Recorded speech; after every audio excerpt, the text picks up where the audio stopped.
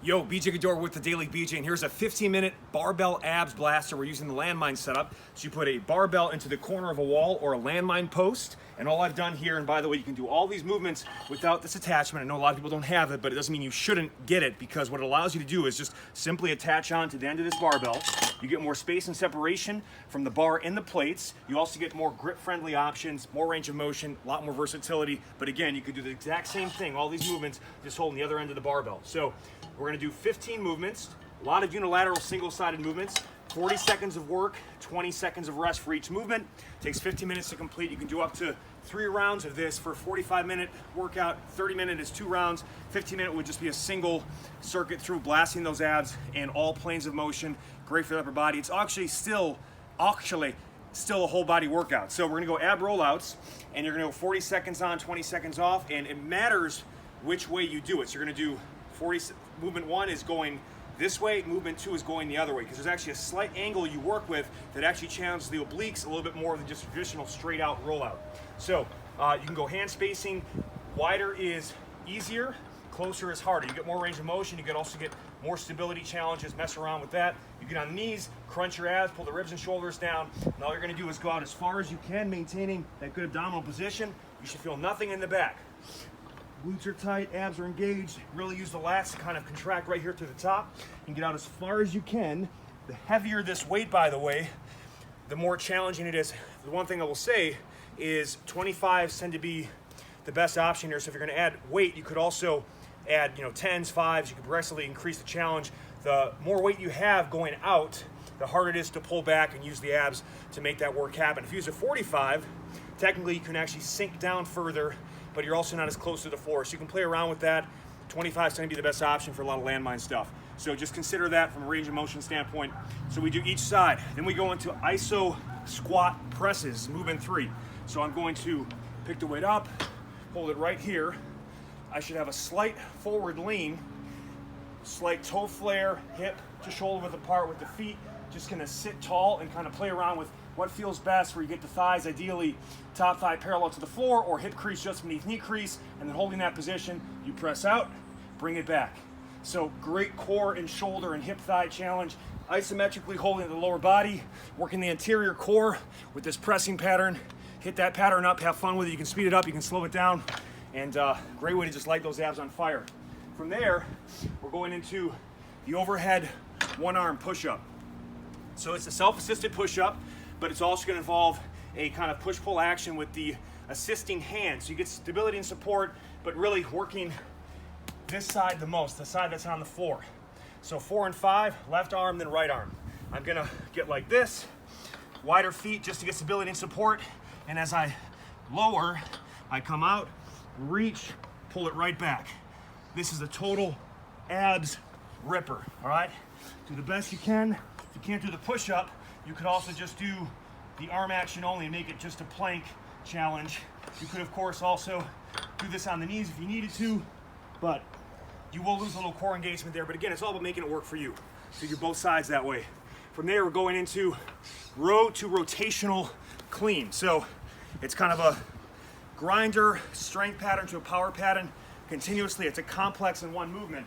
So what I'm going to do is position myself like this, pivot the feet, rotate the hips, flat back. I do a row, pulling the elbow in tight to the side like this. I come back and then explosively pull the weight through into the clean.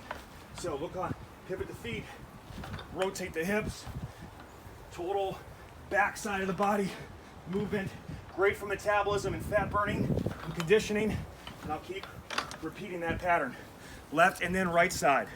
From there we go into the archer one-arm push-up. So this one's nice because where we were going with overhead emphasis here, you're actually gonna get a little bit of a chest squeeze action as you pull the weight in. So it's kind of like a push-up with a fly into it. And again, the more weight you have here, the harder it is to bring the weight back. So great way to work those chesticles in a way that you'll also feel it in your testicles, even if you're a lady, trust me. So I get locked in tight. I'm going to lower, reach out, bring it back. Keep the elbow of that working side on the floor tight to the body, shoulders down, hips and shoulders square to the floor, and keep rocking that pattern. And again, you could just do this guy, and and then squeeze that chest on the way in, or again, modify as needed, coming onto the knees, knowing you lose a little core engagement. But again, I want to make this accessible for everyone, all right? All right, so we got that one, left and then right side, hinge to row. This one's a beaut. Left leg, right arm. So opposite arm, contralaterally loaded. I'm gonna do a vertical base hinge facing the anchor point. I'm gonna bend the back knee. I like to bend that back knee.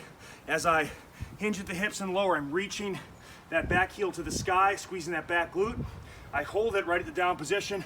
I pull up on a row, come right back through. Great stability-based movement. Really gonna challenge the entire backside of the body, single leg balance and stability and support. And so good for the glutes and hamstrings and the entire backside of the body. You do left and then right side. In terms of leg, again, opposite load. Then we go into the final movements here. Turkish get up, bottom half. So what I'm gonna do is start kind of close to the anchor point here. Again, this is where it gets really helpful to get away from the plates. With the Warhammer from Pure Motion, get 10% off of this, by the way, at puremotion.net with my coupon code TheDailyBJ. Fetal position, I roll onto my side, right leg bent, extend this, pack the shoulder down and back in that right side, and all I'm gonna do from there is transfer my weight 45 degrees out to the side to my left forearm, reaching, digging down with that heel, and then coming right through. Make sure I don't shred the shoulders. Keep those shoulders down the entire way. Back to the forearm, back to the upper back. So forearm, hand, forearm, back. Forearm, hand, forearm, back. I'm coming out, want to be careful for that shoulder, just bring it right in like this, okay? This is, by the way, this is how you should look at the end of this workout. Possibly, okay? It's gonna be bad news. And then we finish with a nice fun dynamic movement, again, adding stability to it. It's lunge to press passes, reverse lunge to press passes. So I hold it like this, you'll do the left leg entire set, then switch sides the next set. Movements 14 and 15, so hold it like this. I'm gonna lunge back, stick and hold, keep the foot flat, and then, whoa. Gotta really balance and hold, come right through. So it's an isometric challenge, working your stabilizers, hips, abs in a frontal side to side plane of movement. You've gotta really stick it, and then the more I would, press, the more distance I get, the harder it is to stabilize. So it's a fun way to mix it up, really challenge your core, legs, and it's a great fucking workout. Love you guys, peace.